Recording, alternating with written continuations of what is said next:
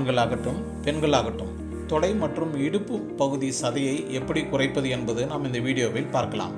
எடையை குறைக்கணுமா? எடையை குறைக்க வேண்டும் என்றுதான் நிறைய பேர் பெரும் லட்சியத்தோடு தான் இந்த உலகமே அதிகாலையில் எழுந்து ஓடிக்கொண்டிருக்கிறது. அதில் சில பேர் உடல் பருமனாக இருக்க மாட்டார்கள். ஆனால் தொடை பகுதியும் இடுப்பை சுற்றியும் மட்டுமே கொழுப்பு சேர்ந்திருக்கும். உடல் முழுக்க கொழுப்பு படிந்து எடை கூடுவதும் கையின் அடிப்பகுதி, அடிவயிற்று பகுதி, தொடைப்பகுதி மற்றும் இடுப்பு பகுதிகளில் கொழுப்பு தேங்குவது என்பது எல்லாமே ஒன்று கிடையாது. இவை ஒவ்வொன்றுக்கும் வேறுபாடு உண்டு. உடல் முழுக்க கொழுப்பு இருந்தால் கூட சில குறிப்பிட்ட டயட்களின் மூலமாக குறைத்துவிட முடியும்.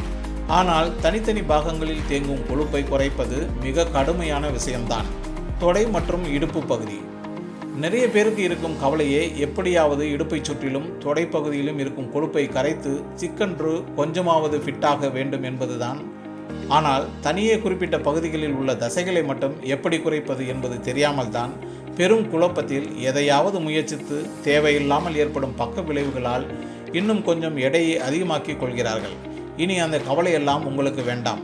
பழங்கள் மூலமாக இது போன்ற சதைகளை எப்படி குறைப்பது என்று பார்க்கலாம். இடுப்பில் அதிகமாக தேங்கியிருக்கும் சதையை குறைக்க சில பழங்கள் மிகுந்த உதவியாக இருக்கின்றன. அப்படி எந்தெந்த பழங்களை சாப்பிட்டால் இடுப்பில் சேர்கிற தேவையில்லாத சதைகள் நீங்கும்? வாருங்கள், கீழே கொடுக்கப்படும் 4 வகை பழங்கள் உங்களுடைய தினசரி உணவில் எடுத்துக்கொள்ளுங்கள்.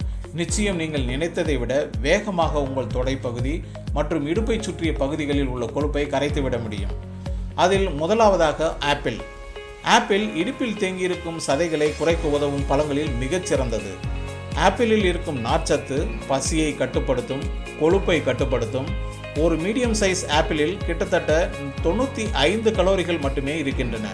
இதில் 25 கிராம் அளவு கார்போஹைட்ரேட், 4 கிராம் நார்ச்சத்து, 14% விட்டமின் சி, 6% பொட்டாசியம் மற்றும் 5% விட்டமின் கே ஆகியவை இருக்கின்றன.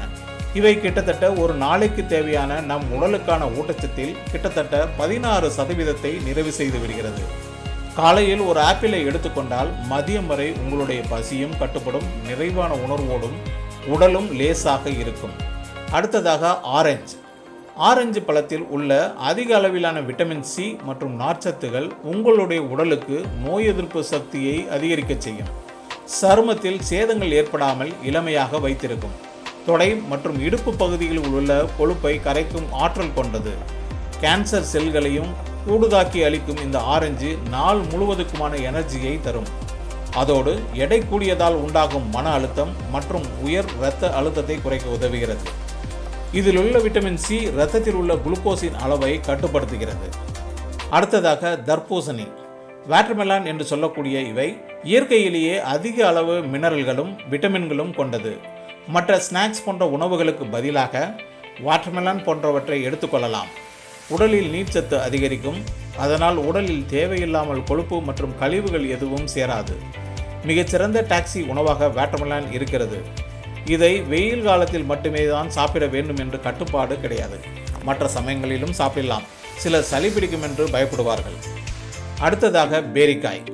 பேரிக்காயும் ஆப்பிளை போன்றே ஊட்டச்சத்துக்கள் நிறைந்த பழங்களில் ஒன்று. இதில் நார்ச்சத்து, ஆன்டி ஆக்சிடென்ட்கள், மினரல்கள், விட்டமின்கள் ஆகியவை நிறைந்துள்ளன. இவை உடல் பருமன், தொடை மற்றும் இடுப்பில் தேங்கி இருக்கும் சதையை குறைக்க உதவுகின்றன. பேரிக்காய் என்பது நாம் நினைப்பது போல் ஒன்றல்ல.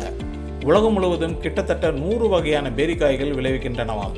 ஒரு பேரிக்காயில் 101 கலோரிகள் இருக்கின்றன. அதில் வெறும் 27 கிராம் கார்போ, நார்ச்சத்து 6 கிராம், புரதம் 1 கிராம் அளவும், காப்பர் மற்றும் பொட்டாசியம் தலா 16. இது உடலில் தேவையில்லாமல் எங்கும் கழிவுகள் மற்றும் கொழுப்பு தேங்க விடாமல் பார்த்துக்கொள்கிறது. என்னங்க, நாங்கள் சொன்ன 4 பழங்களை பற்றியும் உங்களுக்கு தெரிஞ்சிருக்கும்னு நினைக்கிறேன். இனிமே உங்களோட உணவுல அடிக்கடி இதை சேர்த்துக்குவீங்க, அப்படிதானே?